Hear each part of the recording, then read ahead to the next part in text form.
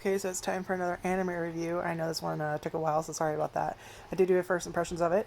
So this is a Crunchyroll anime. It's got 12 episodes, and it is, or probably was, my favorite of the season it came out. And that is Campfire Cooking in Another World with My Absurd Skill. And, hold on, let me... Jesus. You're wondering what the fuck is with all the blue. First of all, it's 9 o'clock at night here. It's still light out. And I have plenty of light in my room from that. But then the other light coming from my room is my TV. It usually is. And I have Roku. And my TV is always on the Roku.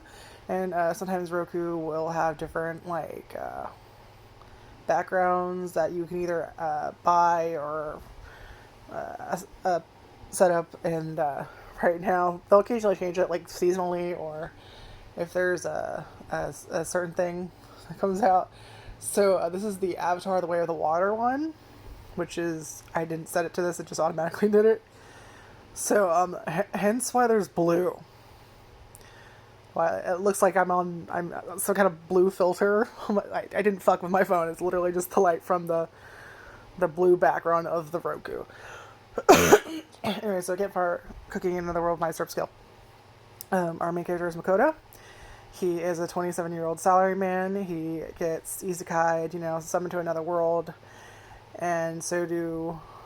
Well, it's like he's like a salaryman, and then like the other three, of course, like the typical OP, cheat-powered, hero, fucking high school students. You guys know that it's always the fucking high school students. Always. It's always like the 15-year-old motherfuckers. It's always them. 3 of them. 2 girls and a boy. I don't remember their names. They only show up twice. Once is the first episode for like a minute or two. And then in certain episodes they have like, I think it's every episode, or at least almost every episode. No, I think it's every episode. They have like a little chibi version, like after theater, after credits type of thing. And you see them for like a minute. And that's all you'll see of those motherfuckers, so it doesn't matter what their names are. But of course they got like you have a bunch of magic and you have fucking sword skills and and and then his he doesn't have any like attack or anything like that. His is just, he has an ability called Online Grocery. So of course they're in another world. They were supposed to be summoned to like fight the Demon Lord or whatever.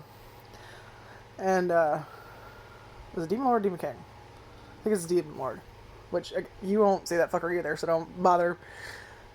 I don't know. I hope we get another season and, they continue on. But, anyways, yeah. That shit won't matter. Basically, this show is fantasy, cooking, comedy with a little hint of adventure. Makoto is basically our straight man of the show, and then we get Fel, who is our hedonist, battle junkie. And then we get Sui later on. I think around episode 4 or 5. And Sui is the good kid. And anyway. So yeah, Makoto kind of manages to be like, yeah, my skill's not really going to help you. I'll probably just get in the way. Can I bounce? So he does. And he kind of basically keeps it hidden that he's an otherworlder, essentially. And he just kind of starts traveling around, and the whole premise of the show is, you'll know if you like the show from the very first episode, which is something I always appreciate, where he meets Fel, and Fel is a Fenrir, which is a legendary beast, monster, I guess. Think, like, cool wolf thing. Can talk. Basically, causes people to panic when they see it. Because they're like, oh fuck, he's gonna kill us all. No. Basically, as long as you don't fuck with Fel, you're pretty much fine. But Fel only really cares about battling things, and more than that, eating food.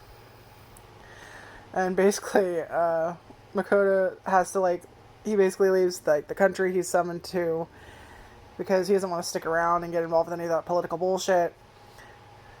And we do get a little information about that kingdom he came from later. Is basically that they're starting wars over the place, and basically they were locking down the borders to keep the citizens from fleeing, because if you're starting wars, you need soldiers, and if all your people are leaving, you have no soldiers. So he manages to get out and travel around. He goes to the Adventurers Guild, hires a party because all the courier services, like all the transportation services, are basically shut down. So he decides he's going to pay some adventurers and have them escort him. And he does, and they're our first people he meets, really. He does talk to other people, but they're the first party you're going to remember him meeting. And basically he provides some funds for them, and then he's like, okay, I'll handle all the meals, and they're secret adventurers. And he finds out that his basically, I didn't even explain his ability, I'm so sorry. It's basically exactly what it sounds like, where he can, as long as he has money, he can order food, water, cooking utensils. We learn later on he can also order some other stuff, daily necessities like soap, conditioner, that kind of thing. Hold on, fucking pop up on my phone.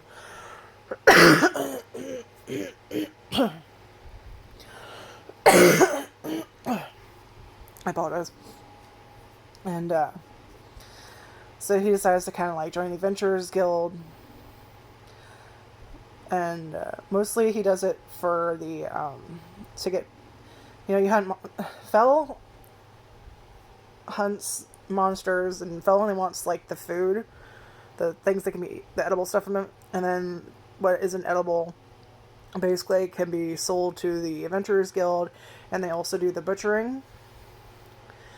And it's later explained that you kind of always want it to be the Adventurers Guild that does it, because there's, if you do unlicensed people, obviously they're not going to do a very good job. They might gyp you, fuck up the quality of the stuff, And then there's you can go to a normal butcher, I guess, and they'll be good with all the cooking ingredients, but they won't really be able to do the best job of handling the other non-edible ingredients. Where the Adventurers Guild they're trained to do all of that, to get the best job of the meat and the edibles, as well as any magic gems, whatever have you else that can be used for crafting or whatever the fuck they need for. Basically all the stuff that you don't need that can be used in other places. Feathers, orc testicles. Yeah, they do mention that. That kind of stuff. Magic stones. So he basically, that's the main reason he does it, because he doesn't know how to butcher their animals that Fel has, the hunts, because he hunts only big game. And then he also decides to join the Merchants Guild because money. And so this is very much if you liked that time I got reincarnated as a slime, or